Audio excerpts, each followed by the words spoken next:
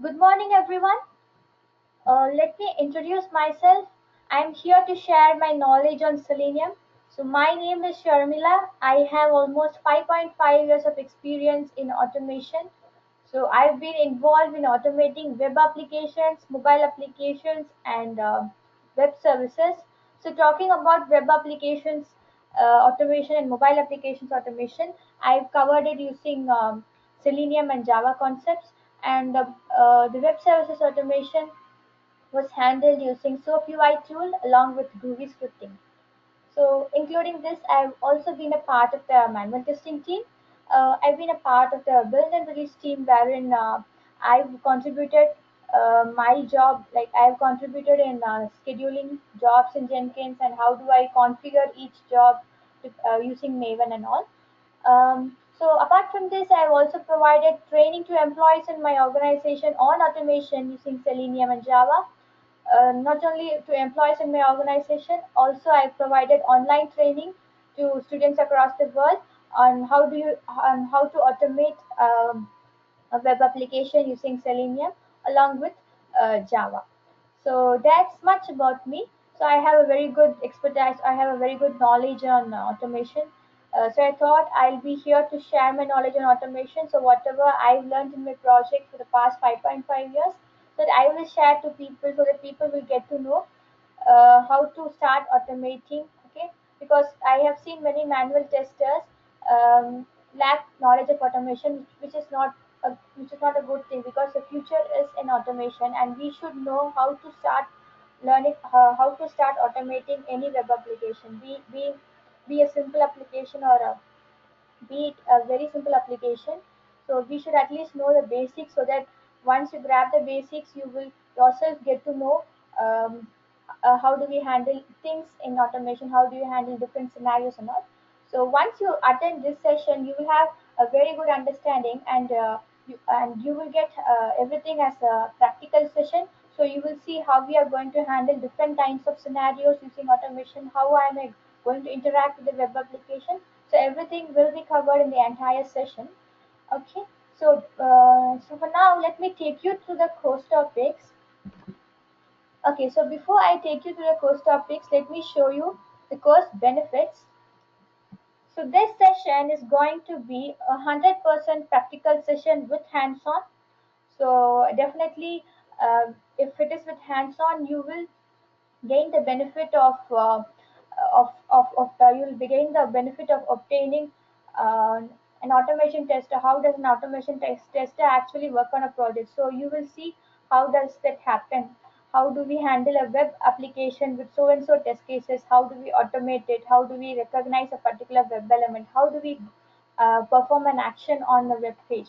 So it is going to be an 100% practical session, and along with Selenium, along with covering the Selenium commands, how to handle web elements using Selenium, how to handle web page using Selenium, we will also learn about Java.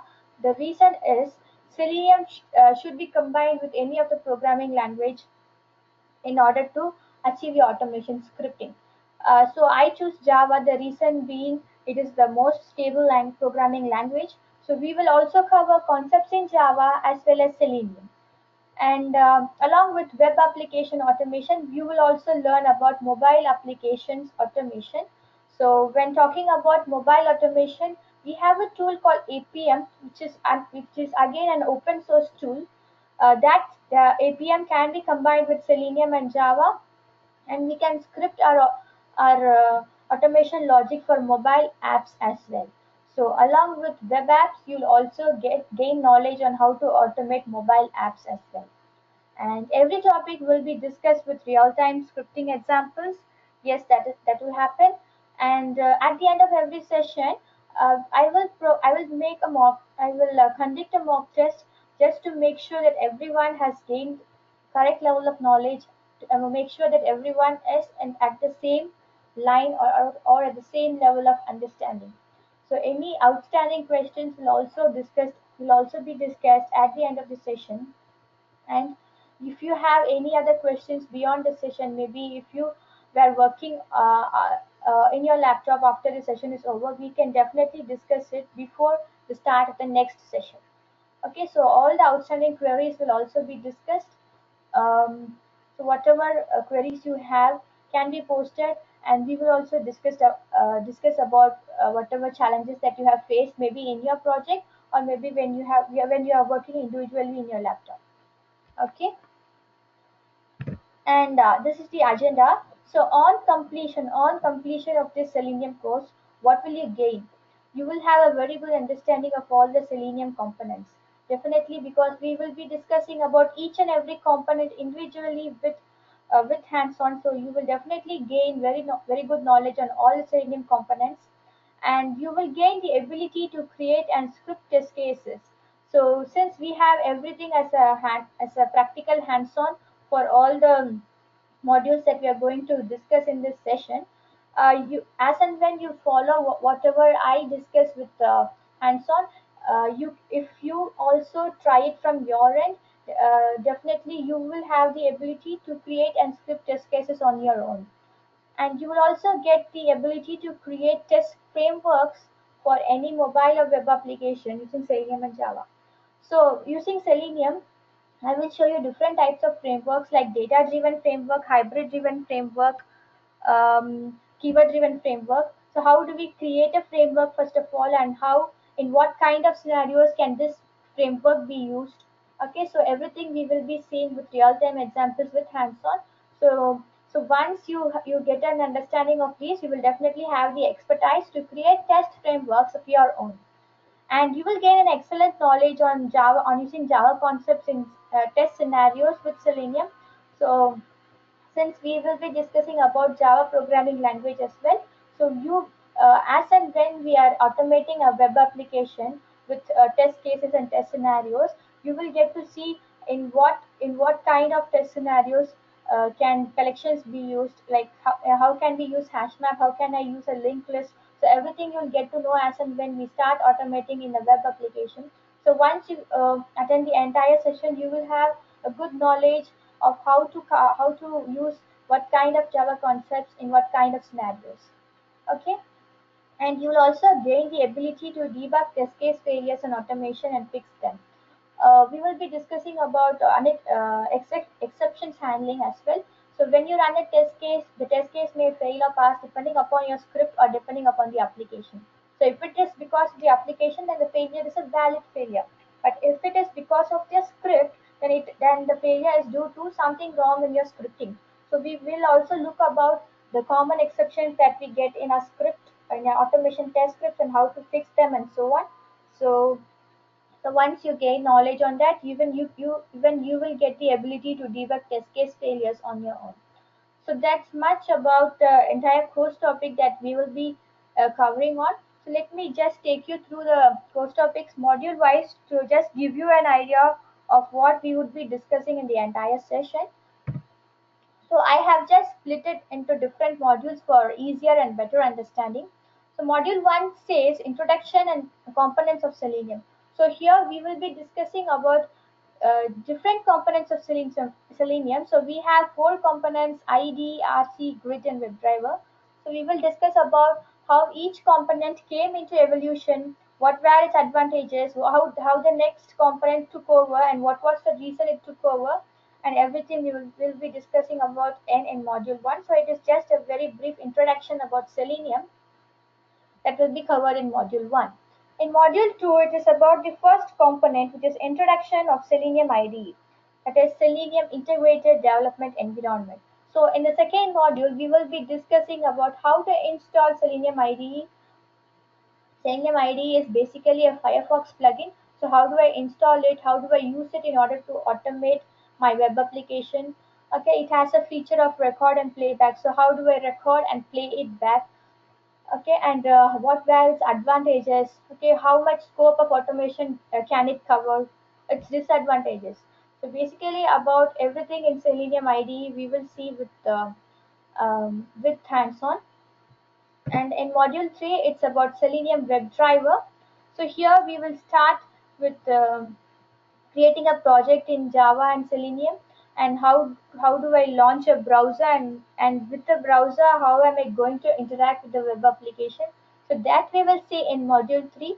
And in module 4, it is It is about locators of Selenium, which means when I open a web application, say Amazon.com, I need to interact with any web element. So everything in the page, I call it as a web element. So take for example, I need to click on a search button. So I call the search button as a web element. So I need to interact with the search button. I need to perform an action with my search button, which is nothing but clicking on the search button. So before clicking, I need to identify my search button. So I have various identification techniques in Selenium with which I can identify my web element. Only after identifying, I can perform an action. So we will see different kinds of identification techniques. We have by ID, by CSS, by class name, by XPath.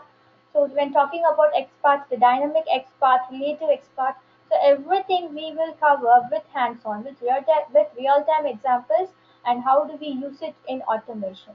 Okay, and in the fifth module, it is about Selenium WebDriver scripting and commands. So here you have some more advanced Selenium commands. So you have various web elements in your web page, like drop down box, select box, list box, input box. Okay, and you have a menu mouse over. So you have various web elements in your application. You will see how to interact with each web element, because that interaction differs. How do we handle each web element? And when a new window gets opened, how do I switch over to my new window? How do I read some data from my SQL database and feed the data into my code logic? For example, I need to read username and password from my database and feed that data into the code logic in order to sign in into Amazon maybe. So similarly, how do I read data from an Excel file? So everything, so some kind of advanced Selenium commands, how to interact with various web elements in the application, how do I take data from external resource. Okay, everything we will be discussing in this module. Module 6 talks about Selenium with Java. So about Selenium with Java, we will cover the basic commands, basic concepts of Java until the advanced concepts. So about objects, about classes, interfaces, collections, oops, exception handling. So everything we will see with real-time examples. Module 7 it's about advanced Selenium. So when talking about advanced Selenium, um, it is about Seculi and AutoID, the third-party tools. So Selenium can't do image processing and it can't handle Windows pop-up. So in order to achieve that, we are depending upon third-party tool called Seculi, which handles image reading or image processing, and AutoID, which handles Windows pop-up.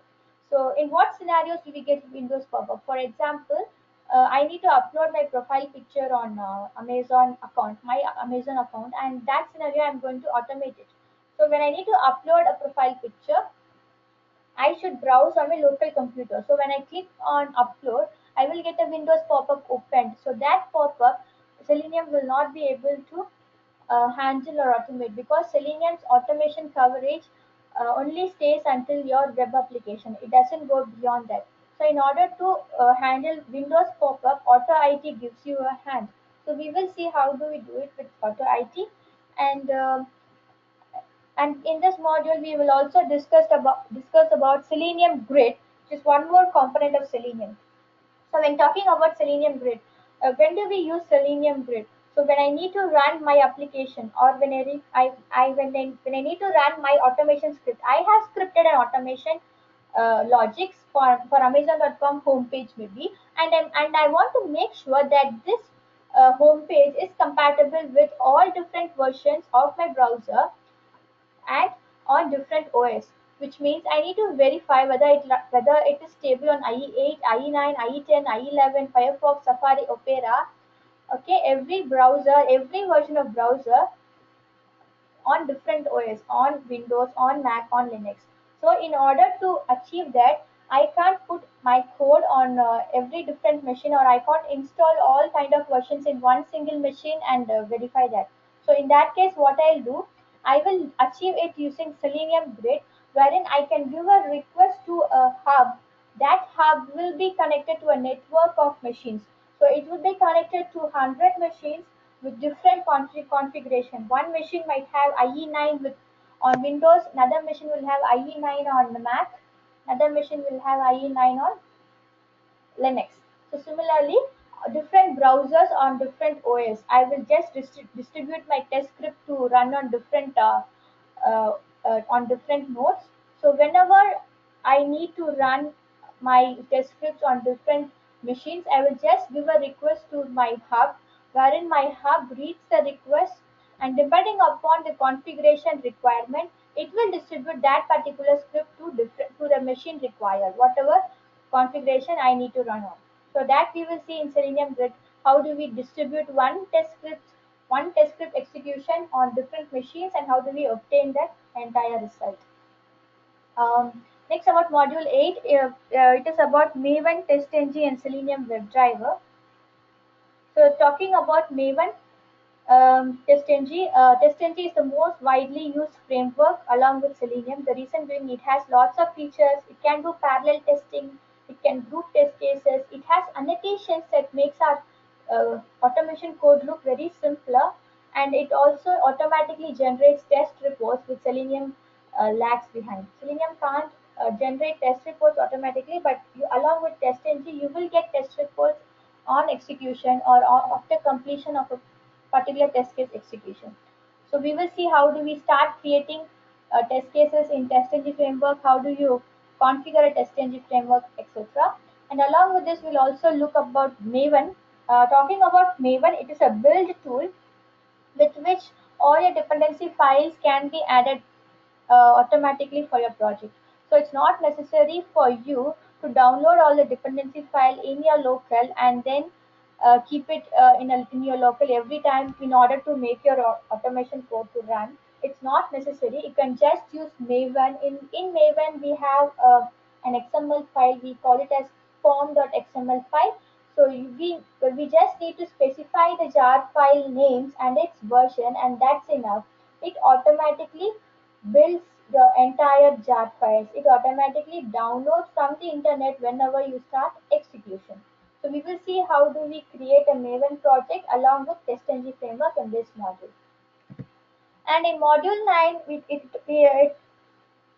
it tells concepts of framework. So here we will see how to create a data-driven framework, hybrid-driven framework, and keyword-driven framework. How do we configure a framework? How do we start creating? And how can these frameworks be used in real-time projects? Okay, so we will see everything with hands-on in module 9. In module 10, it's about third-party tools, Jenkins and APM. So Jenkins is a continuous integration tool wherein we can use that tool in order to schedule our test scripts on different machines. So on a regular basis, maybe for a regression testing, if you want to run your test scripts on a regular basis, you can just mention my test script is in so and so root or in so and so repository, and build it using Maven, and put my test results to these recipients, and also attach the test report. So similarly, I can configure my test suite for different jobs. So we can see how we'll do it using Jenkins with hands-on. And about APM, so we will see how do we run our the same test scripts that we use for automating web applications. How do we do it on a mobile application using APM? How do we configure APM on a mobile device? So everything we will see in module 10. Okay, so that's much about the entire course topics.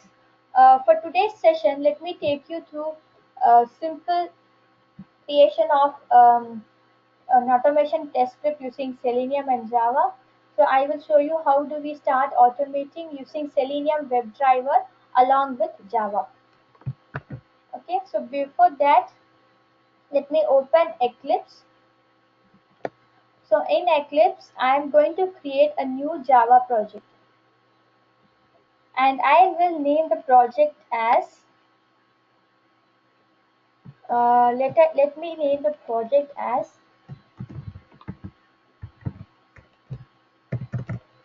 automation, just automation learning.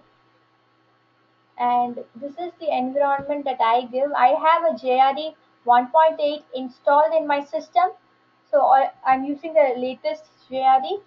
So I specify it. Once I install, it automatically comes down in this drop down. So I select JRE 1.8 and I give on finish.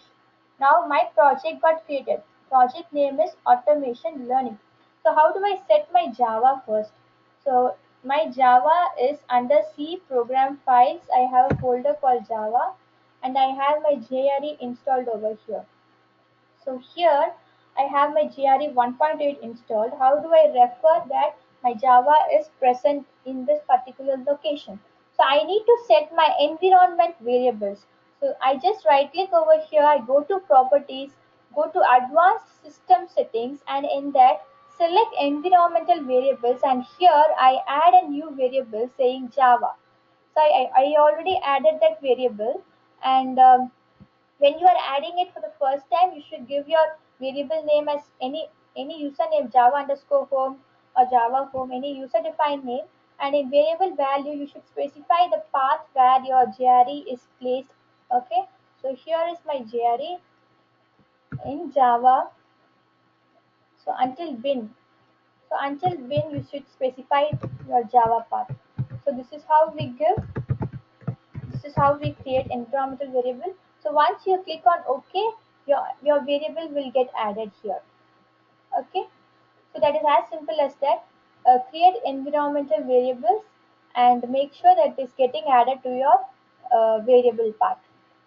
So once it is added, when you create your project, automatically your JRE version will get displayed as I showed you. So now my project is created. Next, I need to create a class. So since I am going to use Java, I am creating a class, and my class name is going to be e-commerce. So now I have created a class. So how am I going to start scripting? How am I going to start automating?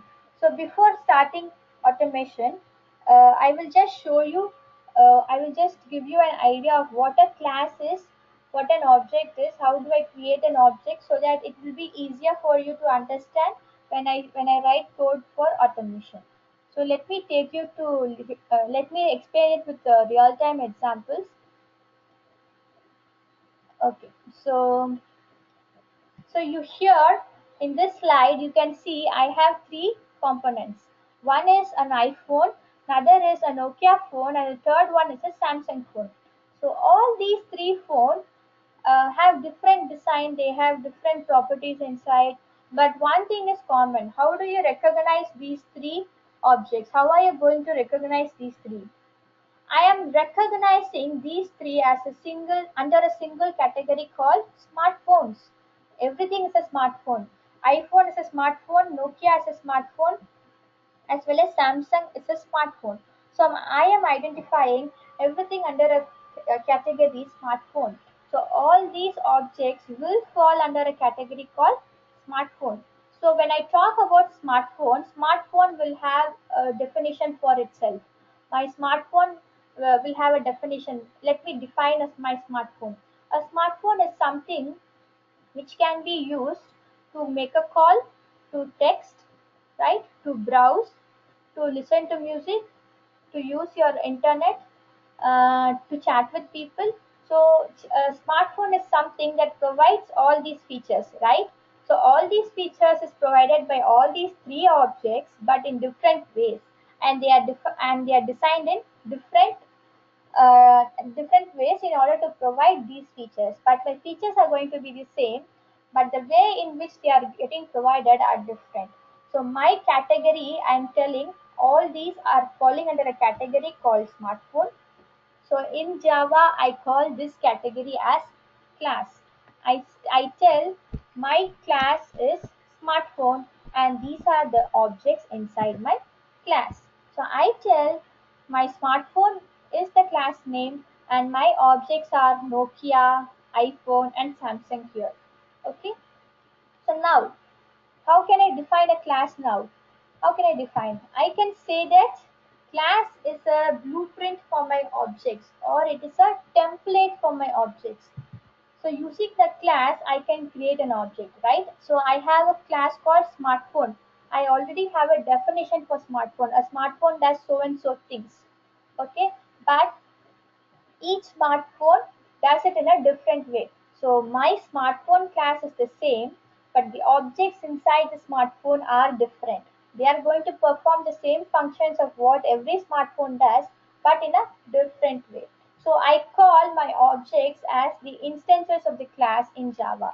So every object is called as instances of the class, and every class is called as a template of the object.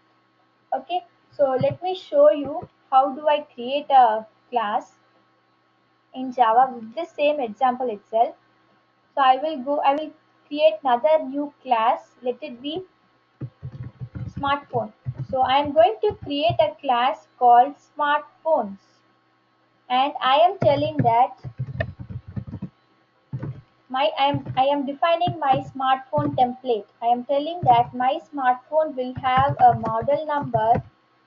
My smartphone will have a manufacturer name, and my smartphone will have a screen size, some other attribute. My smartphone will have screen size, manufacturer name, let it be color. Okay, so all these three fields are available for all my smartphones, but the value is going to differ. Using these fields I will identify my smartphone.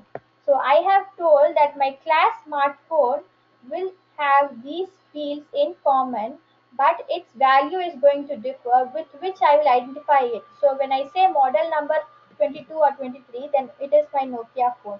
If I say my manufacturer name is Nokia, then I am referring to my Nokia phone. So similarly, only using these fields I can identify each of my objects. So these are called attributes of my class in Java, or they are called the fields in Java. So using these fields we are going to identify our objects. So using these fields I am going to identify my smartphones. I am going to identify iPhone, Nokia or Samsung phone. So how am I going to do that? First, I created a template for my class. I told this is my class smartphone, and every smartphone will have these. And I'm also going to create few methods, like every phone is going to click a picture. These are the things that it does. Every phone will message. So I am defining its actions as methods. So I'm just giving some name called click equal to, I read its model number, I read its color of this phone, and then I perform the click action. Just consider click picture works like this way. Just an example. Similarly, message. How does message work? Just consider message is reading screen size, model number, and then that particular action works. Just an example.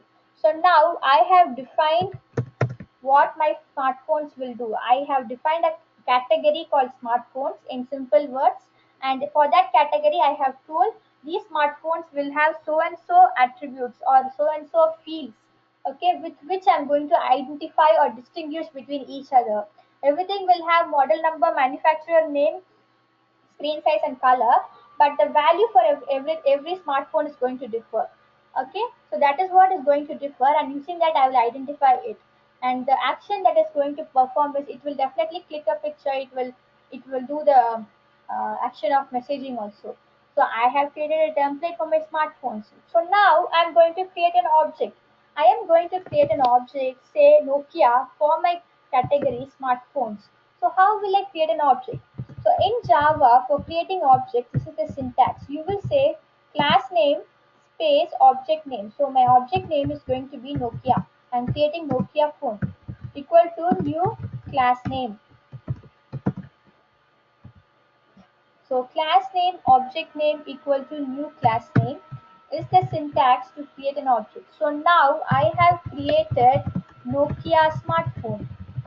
Okay, now I have created Nokia smartphone. Next, what I need to do is I need to specify some value to the fields, so that I will distinguish this as a Nokia phone. So what I'm telling is Nokia's model number, Nokia dot model number equal to so and so. Similarly, every attribute in the class I am invoking or using an object. You got that? So every attribute that I define in the class, every property that I define in the class can be accessed only using an object. So my object here is Nokia. So I am defining its field using that Nokia object. So similarly, when I need to click on a picture using the Nokia phone in Java. So now I have created my um, now I have created my object called Nokia and I have defined its fields. So now I need to click a picture in this code. So what I'll do, I will say Nokia object dot click picture. When I call this method and run, it will automatically click the picture. Similarly, when I need to message, I will say for Nokia message. Okay, so this is how it works in Java. You create a common class and you create attributes inside a class. Whatever attributes you need to access in a class, you always access it using a object name. You create an object and then start using it. So you can create multiple objects for a single class. So I can have another object also. So I am creating another object Samsung. So for the same class, I'm creating another object, which is nothing but another subcategory inside my category, smartphones. So now I need to click a picture for Samsung. So I tell take Samsung's object and click a picture. But how is it going to perform that click function? It should get the model number and color. So before clicking, I am telling Samsung's model number is so and so. Samsung's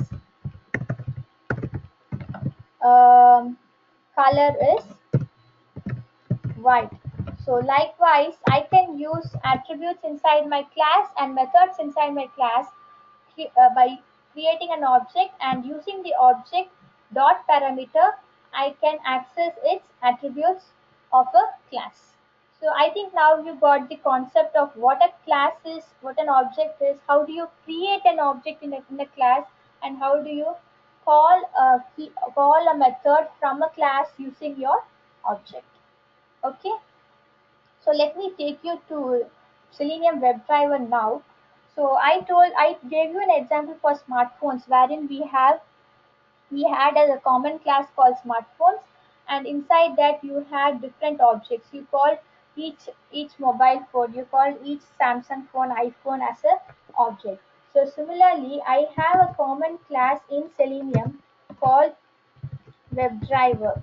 So I have a common class called WebDriver. So this is where I have all my code.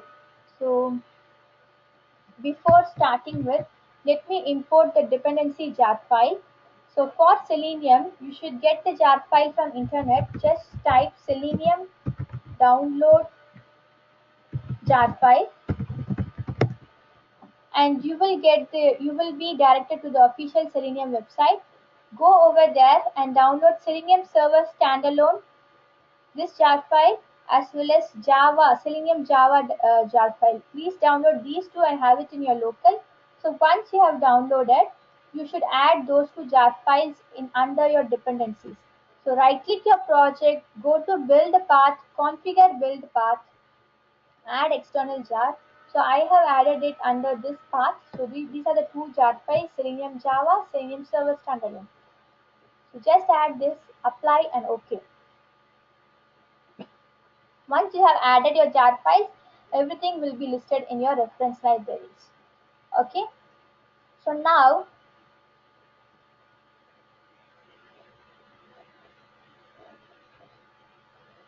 you see my jar file has the entire package.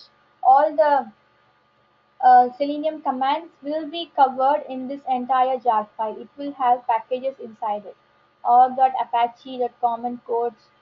Okay, every package will have all the required Selenium commands for automation. Okay, so now I told that I have a class called Chrome driver. Inside Chrome driver, similarly I have a class called Firefox driver. I have a class for IE driver. So before I start automating, I should first open my browser. to open my browser, I should use a class called Chrome driver or Firefox driver, using which I can create an object, and using this object I can use the functions inside this particular class. So let me explain it to you. So my class is inside or OpenCast Selenium Chrome driver. So this Chrome driver class has all my methods like get, find element, click, send keys. Okay, all the methods lies inside this class. So I need to access those methods. How do we access those methods inside the class? Here I had my methods inside a class. How did I access it? I accessed it using a object. I created an object called Nokia, and I accessed the method inside my class. So similarly, my dependency methods are inside a class called Chrome driver. So this class is inside this particular package which I added using that dependency jar file. So when I need to access methods inside this class, I need to create an object. So I am creating an object called driver. So when I say Chrome driver equal to new Firefox driver, object is created. In this case, Chrome browser is opened. Okay, here you saw when I said smartphone Nokia equal to new smartphone, I created an object. In this case my class is a smartphone, so I created a Nokia phone. Here my class is Chrome driver. Okay, under this I have functions. For this, when I create an object, my Chrome browser gets opened. Okay, so before opening the Chrome browser, I should specify where my Chrome browser is set in my local machine. So for all the drivers,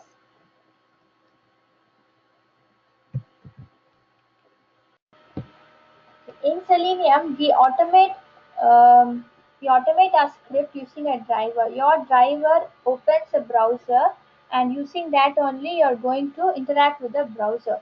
So before you start creating an object for this particular class, you should specify where each WebDriver is. For for each browser, you'll have separate drivers. So for Chrome browser, you have Chrome driver. For Firefox, you have Pico driver. For IE, you have IE driver. So in your automation workspace, you should place these drivers.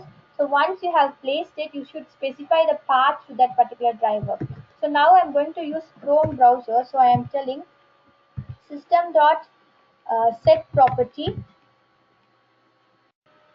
system.set property WebDriver Chrome driver. So this is my property. This particular Chrome driver is placed inside a folder called drivers, and my name of my executable Chrome driver is, this is my folder drivers, Chrome driver.exe. It is of type exe. Okay. So now before this, you see a variable called path. So this variable says system.getProperty. So what a system.getProperty returns is that it returns the current workspace location, the current project's location. So when I say system.getProperty, this is my project, right? Automation learning. So when you just right click on it and look on properties, you will get its path. It is in the automation learning. So until this will be returned in my path. So in case I take this entire project, I copy this entire project and put it in other machine, then this um, path might change. So in order to avoid that, I'm just giving system.get current path, which actually returns my current workspace location. So whenever I want to use this project to run on um, um, any other system, I can just copy this entire project and run it. Or else if I give it manually like this, it will cause confusion. I should again change it in my code every time I run, because this path might change. So in order to have a dynamic path setting, I just gave it as system.getProperty. So this path will have my current workspace, my project's workspace. So it is until this. So inside that, I'm going to drivers. This is my project, automation learning. So until this is my current workspace. Inside that, I'm going to drivers folder and then Chrome driver.exe. So now I told my Chrome driver is in this particular path. And then I created an object from my class Chrome driver. So once I created an object, my browser will get opened. So let me run this and show. Run as Java application. In console, you can see starting Chrome driver. So here it will mention the version of what Chrome driver you have installed. So for each browser version, you saw the Chrome browser got opened. But after that, I didn't give any command, so it is just standing like that. So now my Chrome driver got opened. Next, I need to pass some URL. Say I'm going to Amazon.com. So I already told you that my Chrome driver class has a list of functions. So you want to have a look on the list of functions or attributes. You can always create an object for the class. So for here, smartphone, I have these attributes and I have two functions. So I'm not sure what is there inside this. Maybe if it is in a different package, it's a jar file, you can't see it. So in that case, what you can do, you create an object and you can just put dot after the object and you'll get the list of attributes and its functions. Okay, click picture, screen size, OS, model number, etc. Similarly, there here I already have the template present here, so you know what is there inside this. But here I don't have the template of my class file, so I will just create an object and I say driver dot. I am getting list of all the functions inside my class. So these are the functions present inside the class called Chrome driver. So now I'm going to pass URL. So I call the function driver.get. It says you can pass the string URL and that URL gets typed in your address bar. So I'm going to do www.amazon.com. So when I say driver.get, this will open my browser and pass the URL in address bar. Okay, so now my test case is, let me show you in manual and we'll see how we are automating it. Now my test case is, so I went to amazon.com and I need to click on a particular web element. Say I need to write handbags over here. So before I perform an action, so this action is typing. So before I type, I need to recognize this web element. So how am I going to recognize it? I have a plugin called Firebug in Firefox, so I've just installed it. Once you have installed it, so you can go to Chrome, or you can go to Google and just give Firebug and Firebug plugin, Firebug for Firefox, and you can get it installed as an add-on. So once you have installed, kindly restart your browser and it will appear in your pane like this. So just click on that, you will get a Windows pane open at the bottom. Here you click on this arrow button and hover on that particular element you want to select. So I want to select on this text box, so I click on that. You see in the HTML code I got its tag. Its tag is highlighted here, and when I hover on it, it is getting highlighted in my application. So this is the tag where that input box is. So it has ID attribute, class attribute, name attribute. So it has lots of attributes inside it, and it is as a whole encompassed inside a tag called input. So I am going to identify this particular web element, which is search box, using any of the attributes. So for now, let me take it by ID attribute. So for the object driver, I am going to call a function called find element. So this function helps me to find the element in my application. So find element inside the parameters, I need to mention the identification technique. So my technique is I'm going to find it by ID. So inside ID, I will pass the value of ID. So input ID equal to, this is the value of my ID. So I say this is my web element. So I found my web element using ID attribute. So I am naming this as search box. My search box is driver. Using my object, I call the method called find element, which is inside my class called Chrome driver. So that I found using an attribute called ID. So now I found my search box. Next I need to perform an action. What action I need to perform? I need to type on something. I need to type some value inside it. So I tell for my web element, I use the web element, I put on dot. So these are the actions you can perform on a particular web element.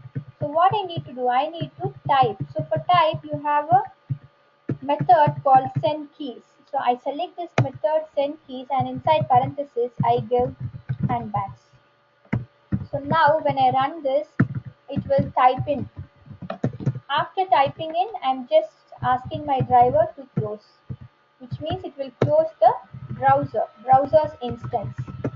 So when I say Chrome driver equal to new Chrome driver of, I'm creating an object for the class Chrome driver and I am initiating my driver, which is nothing but I am opening a browser for automation. So now my driver is open, which means an instance of browser is open for automation. A window is open for automation. So using that window only, you're going to perform action. So using this object, I am performing action called driver.get. Get is a function that passes URL to your address bar. Similarly, find element is the function that finds a particular web element in your web page. Okay, and similarly, close is a function that closes your browser. So here you can see that first I have created an object for my Chrome driver, and using the object I have accessed the functions inside the class. So first I opened the browser and then found a particular web element.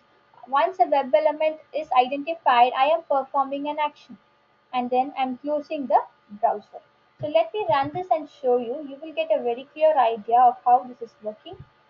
So first Amazon.com should get opened.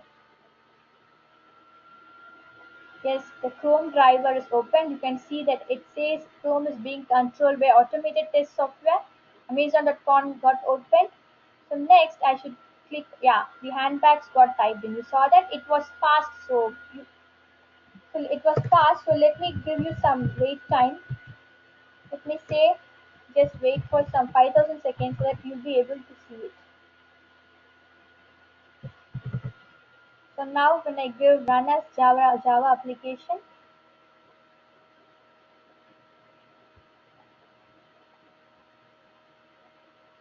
okay, so yeah, handbags got typed in and now it will close the browser after typing in. So that is what we gave in our automation script.